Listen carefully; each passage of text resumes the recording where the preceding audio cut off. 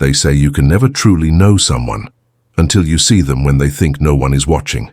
On a quiet September evening in Connecticut, Marcus Whitmore stood in dirt-stained overalls, hiding behind the hedges of his own 3-acre estate. He was worth just over $2 billion. He owned office buildings in Manhattan, a summer home in the Hamptons, and controlled investments that touched the lives of thousands. But right now, none of that mattered, because through the second-floor window of his own mansion, Marcus was watching his fiancée do something that made his blood run cold. His hands gripped the garden shears so tightly, his knuckles went white. His jaw clenched. And in that moment, everything he thought he knew about love, about trust, about the woman he was planning to marry in 3 months, shattered like glass. But this story doesn't actually begin with a billionaire hiding in his own garden. It begins 6 weeks earlier with a woman named Claire, a housekeeper who'd worked at the Whitmore estate for nearly 4 years. Claire was the kind of person most wealthy families never really see. She cleaned their floors, organized their closets, prepared their meals, and stayed quiet. She was excellent at her job, which meant she was practically invisible. And that invisibility gave her access to something most people never get: the truth. The unfiltered, unpolished truth about what happens behind closed doors when the cameras are off and the smiles fade away. What Claire witnessed in those 6 weeks would eventually force a powerful man to question everything. It would expose secrets that were never meant to see daylight, and it would prove that sometimes the people we trust the most are the ones capable of the greatest betrayal. So how does a billionaire end up disguised as a gardener on his own property? And what could possibly drive someone to that level of desperation? Hello friends, welcome to our story. Before we dive deeper, please like this video and subscribe. Also, let us know in the comments where you're watching from. It's incredibly special knowing our stories are resonating with people across the globe. Marcus Whitmore wasn't always paranoid. 2 years ago, he had what most people would call a perfect life. His wife, Jennifer, was his college sweetheart, the only woman who'd ever made him feel like more than just his bank account. They'd met at Yale when he was studying economics, and she was pursuing art history. She saw him. Really saw him. Back when he was just a kid with big dreams and student loans. They built everything together. The company, the fortune, the family. And then came the twins, Sophie and Daniel. 6 years old now, with Jennifer's green eyes and his stubborn determination. Jennifer died on a Thursday afternoon in May 14 months ago. She was planting roses in the backyard when she collapsed. Brain aneurysm. The doctors said she was gone before she hit the ground. No warning. No goodbye. Marcus held her hand in the hospital for 3 hours before he could accept that she wasn't coming back. And in those 3 hours, something inside him broke in a way he didn't know could be fixed. But he had 2 kids who needed him. 2 kids who'd just lost their mother, so he pushed through. He went to therapy. He showed up for bedtime stories. He tried. 8 months after Jennifer's death, Marcus met Victoria Hayes at a charity auction in Manhattan. She was elegant, poised, a senior curator at a private art gallery. She understood his world, the pressures, the expectations. She was patient with the children, or at least that's what it looked like. She'd read to Sophie before bed. She'd asked Daniel about his day at school. She said all the right things at all the right times. After 6 months of dating, Marcus proposed. The wedding was set for December. His board of directors approved. The media celebrated it. Everyone said he deserved to be happy again. But then Sophie stopped laughing as much. Daniel started having nightmares 3 times a week, and whenever Marcus asked them about Victoria, they'd look down at their shoes and whisper that everything was fine. Children don't lie with words, they lie with silence. And Marcus had built billion-dollar companies by trusting his instincts. Something was very, very wrong. Marcus couldn't shake the feeling. It stayed with him during board meetings, during conference calls, during every moment he tried to convince himself he was imagining things. His children were adjusting to a new person in their lives, that's all. It was normal for them to be quiet, reserved, maybe even a little withdrawn. Grief does strange things to kids. That's what his therapist told him. That's what Victoria told him when he brought it up. She'd smile, that perfect smile, and remind him that blending a family takes time, that the children just needed to warm up to her, that everything would be fine once they were officially married, and she could be a real mother to them. But Marcus had spent 20 years reading people across negotiation tables. He'd built his fortune on knowing when someone was telling the truth and when they were selling him a story, and every instinct he'd honed over 2 decades was screaming that something was off. So he made a decision that would have sounded insane to anyone else. He told Victoria he had to leave for a month-long business trip to London, urgent merger negotiations that required his physical presence. She kissed him goodbye at the airport, told him she'd take excellent care of the children, and promised to send photos every day. Marcus boarded the plane, flew to London, checked into his hotel, and then immediately flew back on a red-eye under a different name. He'd already set everything up through his head of security, someone he'd trusted for 15 years. New identity, work clothes, a fabricated resume. Marcus Whitmore, Billionaire CEO, was now Michael Torres, a newly hired gardener who'd be living in the staff quarters and maintaining the estate grounds. He cut his hair shorter, grew out his beard, wore clothes he'd never touched in his life. And on a Monday morning, he showed up for his first day of work at his own house. None of the staff recognized him. Why would they? Rich men don't do manual labor. Rich men don't sleep in converted garage apartments. Rich men don't trim hedges and mulch flower beds. The head housekeeper, an efficient woman named Patricia, showed him around, gave him his assignments, and told him to stay out of the main house unless specifically called. Perfect. For the first 3 days, Marcus worked in the garden and watched. He pruned hedges, planted seasonal flowers, mowed the expansive lawn and kept his head down. Victoria moved through the house like she owned it, which technically she almost did. She was gracious with the staff, warm with Patricia, even complimented Michael Torres on how well he'd trimmed the rose bushes. She played the part perfectly. During those first 72 hours, Marcus started to wonder if he'd made a catastrophic mistake. Maybe his grief had warped his judgment. Maybe he was projecting his own fears onto an innocent woman who genuinely cared about his children. Maybe he was losing his mind. And then came Wednesday afternoon. Marcus was trimming the hedges near the east wing, close to the children's playroom. The windows were open because it was warm, one of those late September days where summer refuses to let go.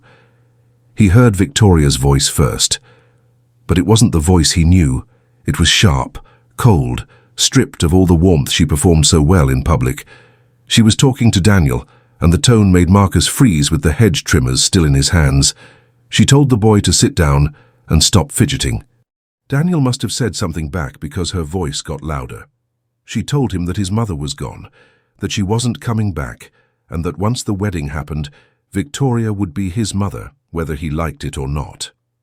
Then Sophie's small voice cut through, trembling, saying that Victoria wasn't their mama. What happened next made Marcus's vision blur with rage. He heard the unmistakable sound of a hand hitting skin, sharp and cruel, followed by a child crying. His son. His 6-year-old son who still slept with a nightlight because he was afraid of the dark. Marcus wanted to drop everything, storm through that door, and end this nightmare right there. But something stopped him. If Victoria could hide this from him so completely, what else was she hiding? How deep did this go? And more importantly, who else knew? He forced himself to back away from the window, his hands shaking so badly he could barely hold the tools. He walked toward the garden shed, trying to steady his breathing, trying to think clearly through the fury. That's when he nearly collided with Claire, the housekeeper, who was carrying fresh linens toward the main house. She looked at his face and immediately knew something was wrong. Claire stopped in her tracks when she saw the expression on Michael Torres's face. She'd been working at the Whitmore estate long enough to read people, and whatever this man had just witnessed had shaken him to his core. His hands were trembling. His jaw was clenched so tight she could see the muscle jumping, and his eyes, they had the look of someone who'd just watched their entire world crack apart. She asked if he was okay, a simple question born from genuine concern, but the way he looked at her made her take a step back. There was recognition in his eyes, something that didn't make sense for a gardener who'd only been working here for 3 days. Marcus stared at this woman he'd barely noticed in all the years she'd worked for him. Claire Martinez, 38 years old, originally from Honduras, single mother to a 12-year-old daughter. He knew these facts from her employment file, but he'd never really seen her as a person until this exact moment. And right now, looking at her face, he saw something that confirmed his worst fears. Guilt. She knew. Claire knew what was happening to his children. He asked her, keeping his voice low and controlled, how long it had been going on.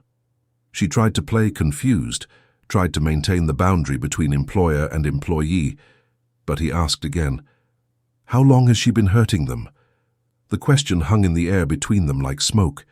Claire's eyes filled with tears.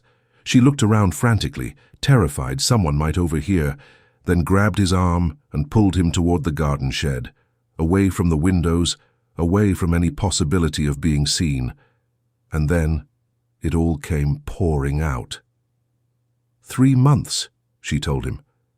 Ever since Mr. Whitmore left for that business trip to Tokyo in June. At first it was just words, cruel comments about their dead mother, comparisons to other children, threats about what would happen if they didn't behave perfectly. Then it escalated. Victoria started punishing them for tiny infractions. Sophie got locked in her room for 2 hours because she asked for a snack before dinner. Daniel had to stand facing the corner until his legs shook because he forgot to put his shoes away. The physical stuff started about 6 weeks ago. Always careful, always in places that wouldn't show. Marcus felt like he couldn't breathe. He asked the question that was tearing him apart. Why didn't anyone say anything? Why didn't she say anything? Claire broke down completely then. Victoria had threatened her, told her that if she ever spoke a word about anything that happened in this house, she'd have her deported. She'd make sure Claire never saw her daughter again. She'd spread lies that Claire was stealing, that she was inappropriate with the children, that she was unstable. And who would believe the housekeeper over the future Mrs. Whitmore? Claire said she tried to protect them the only way she could. She stayed close, gave them extra attention, made sure they ate properly, told them stories to help them feel safe. But she was terrified every single day that something worse would happen and she'd be powerless to stop it. Marcus made a decision in that moment that changed everything. He told Claire his real name, told her that Michael Torres didn't exist, that he was Marcus Whitmore, that those were his children, and that he'd come back specifically because he knew something was wrong. Claire's face went through shock, disbelief, fear, and finally something like hope. And right there in a garden shed on a Wednesday afternoon, a billionaire and a housekeeper became partners in exposing a truth that no one else wanted to see. For the next 2 weeks, Marcus and Claire worked together in absolute secrecy. Marcus installed tiny cameras in the children's wing, hidden in smoke detectors and picture frames, places no one would ever think to look. Claire kept Victoria distracted, asked her opinion on menu planning, requested her input on household decisions, anything to keep her away when Marcus needed access to certain rooms. They documented everything, every cruel word, every punishment, every moment when Victoria's mask slipped and the real person underneath showed through. The footage was worse than Marcus had imagined. He watched his daughter flinch when Victoria raised her hand. He watched his son apologize for things that weren't his fault. He watched the woman he'd planned to marry transform into someone he didn't recognize the moment she thought no one important was watching. But Claire found something even more damaging. She'd been cleaning Victoria's private office when she noticed a locked drawer in the antique desk. Victoria had left for a spa appointment, wouldn't be back for hours, and Claire had seen where she kept the key. Inside that drawer was a story that explained everything. Bank statements showing debts that climbed into the millions. Letters from collection agencies. Payment demands from creditors. Victoria Hayes, the sophisticated art curator who moved through high society like she belonged there, was drowning financially. She owed $2.7 million to various lenders, most of it gambling debts accumulated over the past 3 years. Her salary couldn't touch it. Her assets were already leveraged. The people she owed money to weren't the type who accepted payment plans. Claire photographed every document with shaking hands and brought them to Marcus that night. When he saw the evidence laid out in front of him, the entire picture became crystal clear. Victoria had never loved him. This was never about building a life together or being a mother to his children. This was about survival. She needed his money to save herself from people who wouldn't hesitate to destroy her. The engagement was a transaction. The wedding would have given her access to enough money to clear her debts and start over. And his children? They were just obstacles standing between her and financial salvation. Claire showed him one more thing she'd found, a printed email chain where Victoria had been researching boarding schools in Switzerland, year-round programs for young children, places that would keep Sophie and Daniel thousands of miles away. Marcus stared at those emails for a long time without saying a word. Then he told Claire they had everything they needed. Marcus sat in that garden shed until 3 in the morning, surrounded by photographs, video files, and bank statements that told the complete story of Victoria Hayes's deception. Claire had gone home hours ago, but not before making him promise he wouldn't do anything rash. She knew what men with unlimited resources were capable of when their children were threatened. But Marcus wasn't thinking about revenge. He was thinking about something his late wife, Jennifer, had told him years ago, back when they were building the company from nothing. She'd said that the most dangerous thing a person can do is underestimate kindness for weakness. Victoria had made that mistake. The next morning, Marcus made 3 phone calls. The first was to his attorney, sending her everything they'd gathered. The second was to Child Protective Services, providing access to the video evidence. The third was to his head of security, arranging for the best family therapist in Connecticut. At exactly 2:15 that afternoon, Marcus walked through the front door of his own home for the first time in 2 weeks. He wore the tailored suit he'd left, hanging in his closet, and the expression of a man who'd finally stopped pretending everything was fine. Victoria was in the living room reviewing wedding invitations. She looked up when she heard footsteps, and the smile died on her face. Marcus was supposed to be in London for another 2 weeks. He told her he knew everything, every lie, every threat, every moment she'd hurt his children. He told her about the cameras, about Claire, about the 2 weeks he'd spent as a gardener on his own property. Victoria's face transformed. The warmth vanished. The sophistication peeled away. She tried denial, then anger, then tears. When nothing worked, she made her final mistake. She threatened to destroy his reputation, to paint herself as the victim. Marcus simply handed her a folder. Inside was every piece of evidence, along with a one-way ticket and a check that would cover her debts, on one condition. She disappeared and never contacted him or his children again. She took the deal. Some people, when cornered, finally show you who they really are. That evening, Marcus held his children for the first time in 2 weeks. They cried. He cried. And slowly, painfully, they began the real work of healing. Not every wound shows on the surface, but every wound deserves to be seen. 3 months later, Marcus stood in the same garden where this story began, but everything had changed. Sophie was laughing again, chasing butterflies through the flower beds. Daniel's nightmares had finally stopped. And Claire? She wasn't just the housekeeper anymore. Marcus had promoted her to household manager, tripled her salary, and set up a college fund for her daughter. Because loyalty, real loyalty, is worth more than gold. Marcus learned something profound through all of this. We spend so much time building empires, chasing success, crafting perfect images for the world to see. But the truth lives in the quiet moments, in the spaces between what we show and what we hide. His children taught him that healing isn't about forgetting pain, it's about facing it with people who truly see you. So, here's my question for you. Have you ever trusted someone completely, only to discover they weren't who you thought they were? What would you have done in Marcus's position? Would you have confronted Victoria immediately, or would you have gathered evidence like he did? Drop your thoughts in the comments.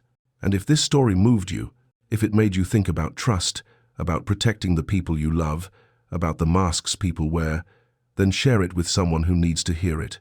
Until then, remember, the people closest to you deserve your attention, not just your presence. Sometimes the greatest act of love is simply paying attention when something feels wrong. Thank you for watching.